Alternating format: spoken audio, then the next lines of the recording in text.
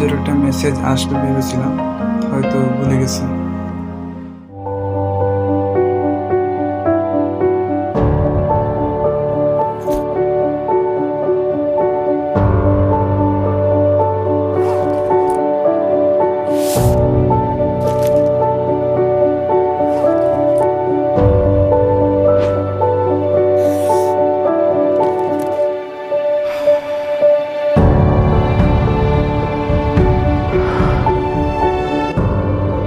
যার জন্য অপেক্ষা করি সে আজ দূরে, আর আমি এখন হাসতে শিখে গেছি।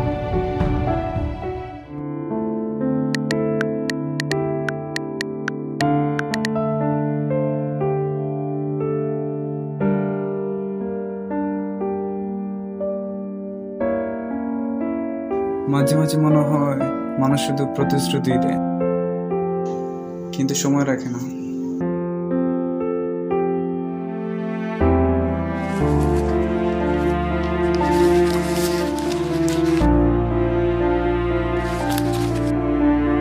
জীবন কারোর জন্য থেমে থাকে না, অপেক্ষারও এক সময় শেষ আসে।